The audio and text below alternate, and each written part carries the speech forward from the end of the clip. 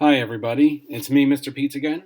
This is day 3 of our project. So, up to this point, you should have your photograph still over here on the left side, and then you have your hair, the general skin tone of the face, and then the color of the clothing if there's any kind if you see clothing in your image.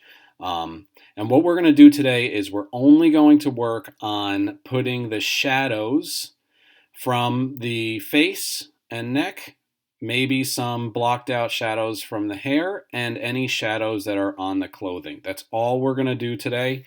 And then once you're done with that, don't turn it in, and then I'll take a look at it as you're working it throughout the day. All right. Again, it's going to be the same as yesterday. It's not going to take you too much time, and we're going to be basically doing the same thing we did yesterday by using that polyline tool. So I'm going to go ahead and select my polyline tool, and the first thing I want to do is I want to just outline the shadow of her neck and her face. If you notice that this whole side of her face has shadow, and so does the neck. It has the same shadow. So I'm actually going to use the polyline tool to kind of trace that shadow, and it kind of goes down her nose, off to her, down to her upper lip. Then I'm going to go around her upper lip and go down over her chin, and then just do the entire neck and go all the way around. So I'm only going to do this portion of her face. I'm not going to do the light portion of her face, all right? Because I already sort of have that right now. So I'm going to go ahead and use the polyline tool, and I'm just tracing. Notice that I'm just tracing that shadow. So you kind of have to look closely at your image to see if where you could find your shadows on the person's face. Okay, even if your person has very little shadows, you want to try and look and see where you can find those. And then I'm going to come over here, and then I'm just going to basically do the entire neck. All right, and again, it doesn't have to be absolutely perfect. You know, that we're just going for this sort of blocky shape like I was talking yesterday. And I'm going to kind of go around like this, follow her hair, and I'm going to end right there. Again, see how it snaps?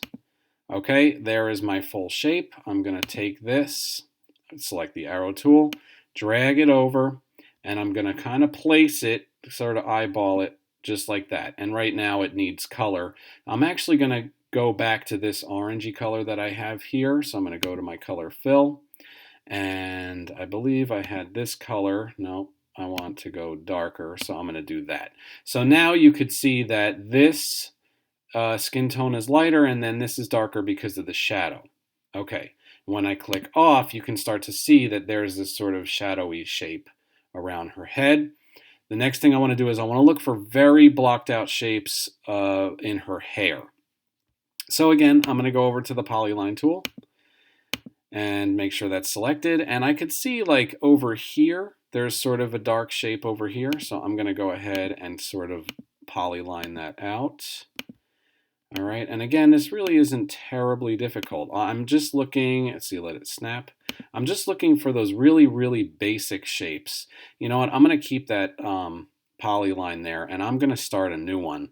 So I see this sort of shape right here in her hair. It's kind of dark. And I'm just looking for the big pieces. And then I'm going to make sure that snaps. Click that. I kind of see something over here. So again, I'm going to start a new one. All right, and I'm gonna make sure that snaps in there. All right, perfect. Okay, and then I think I want to do something over here. It just sort of needs, this part needs to be collected too. All right, again, it doesn't have to be perfect because we're gonna continue working on this. And I want to get that shape, and then I'm going to make sure that snaps. Okay, so now this is a really cool part. So since I did all these 4 shapes, I'm going to take the arrow tool, and that one is selected. I'm going to hold my shift key down, and I'm going to select another one. Then I'll select the third one, and I'll select my other one. Now with all 4 of these they're selected at the same time, I'm going to take that, see how my arrow tool has like those 4 arrows. That means I can move it. So I'm going to take this and I'm going to drag all of them over at the same time. And then I can kind of use my up, down, left, right arrow on the keyboard to kind of place them, and it was sort of like right here. And then while they are still all selected, I'm going to make it really dark. Let's see, maybe something like this. No, that looks blue. That looks ridiculous. So I'm going to make it really dark like this. I want to see if I could go something. No, that's about the same color of her hair. No, that one doesn't work. So you see how I'm kind of testing out different things? I think I'm going to go black like this. Okay, perfect. Now the last thing I want to do is look at details and shadows on the clothing, and then I'm just going to kind of match that sort of purplish color. So the only shadows I really see are against this sort of collar that she has, so like right in here and then over here. So again, I'm going to grab that polyline tool, and I'm just going to do the inside shape of her collar, and even if it goes outside the image, it's okay. And it kind of looks like this. Okay, boom, that's one shape, and then I'll do another one while I'm at it. I could always move those out later. And I'm coming back over here and let that kind of snap into place. And so now I have these sort of two collar shapes. And again, I will take my arrow tool. This one is already selected, so I will go to my other one, hold down Shift. Now both of them are selected, and then I'll just drag them right over.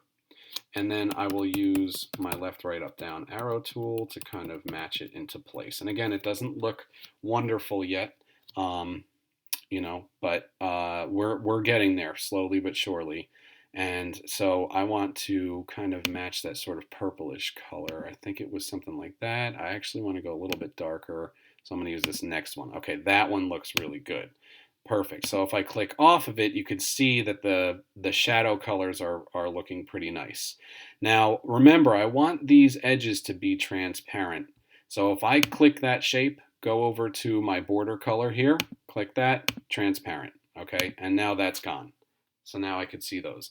The same thing with this. I can select all the shapes that I want to make sure I lose all those borders. And do the same thing. Go to border color and make them all transparent. So now they're all transparent. And this is all I want you to do for today. And once you are done, you do not need to turn it in, because I could still see it from my computer.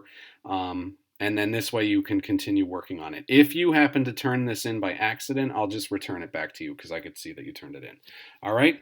Again, if you guys have any questions about any of this, please feel free to reach out to me. I want you guys to do the best that you can. All right. Again, I'm not trying to make you do this perfectly. I just want you to do the best that you can. If I see that you're doing that, I'll be really happy. Okay. So just comment or email me. I'll be there for you guys. All right. Talk to you soon.